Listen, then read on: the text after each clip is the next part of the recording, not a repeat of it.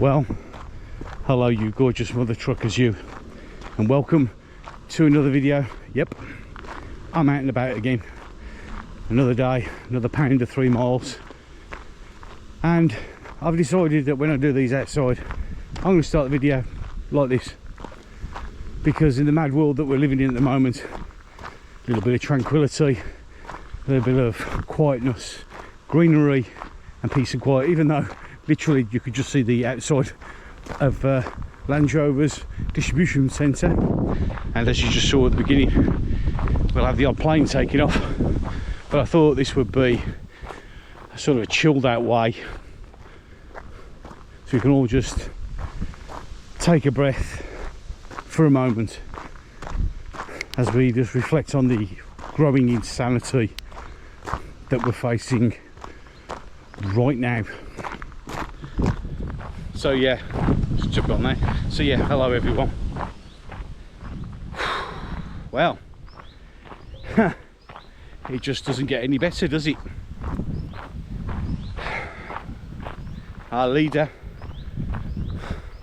Comrade Starmer, and we'll call him that from now on because we are living in a communist state now, where people like myself are now marked. Instead of, as I hit my mile, instead of actually looking at the issues, perhaps trying to solve the problems, make somewhere, no. We not only double down, we triple down. And Keir Starmer, sorry, Comrade Starmer, and the rest of the Labour Party have now made it abundantly clear that they only care about one group of people in this country. The continued statements of we're going to protect the Muslims, £117 million given for protection of mosques, more emergency money for the protection of mosques, basically means that unless you're a Muslim, and you all need to listen to this, unless you're a Muslim, you don't count in this country anymore. That's all you Hindus, Sikhs, atheists, everyone. We no longer matter. We are deemed second-class citizens. Well, no, not even deemed second-class citizens. We're deemed far-right thugs and an enemy of the state. Those of us who speak out are going to be hunted down. You are not allowed apparently now to criticise anything Muslim. And I used to say Allans Snack Bar, but there's no point now, because they're coming for us one by one. How long will this channel last? Who knows? I had Mama G, my mother, text me this morning, worried that because of what I say online that I'm going to end up in prison. You know, those prisons that are too full, so we're going to release 5,000 criminals back onto the street. What, to make room for us? More than 5,000. We're going to have the courts sitting for 24 hours a day when they couldn't manage what they've got now. We got police who will investigate, find you, kick your door down and arrest you, but don't turn up when your house gets robbed. Don't turn up when you get your head caved in.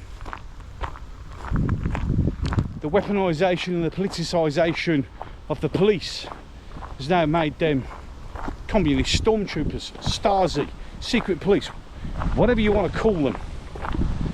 He's now said he's got a standing army as the wind blows, which I need because it's really stuffy today out here again. But he's got a standing army of specialist police units designed specifically for us. Now, one, do they really exist? But two, if he has, that means he's already prepared for this, which is also very worrying. He literally has, within the space of a month, gone to the most hated man ever in British politics. he has literally thrown what used to be 98.7%, which is now 70% of the population, under the bus.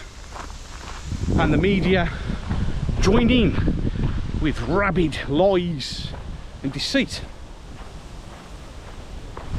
joining in with bloodlust and further to nail us all, to stand there and blame Tommy Robinson and Nigel Farage, Lawrence Fox, Calvin Robinson, loads, blaming all them for inciting the riots,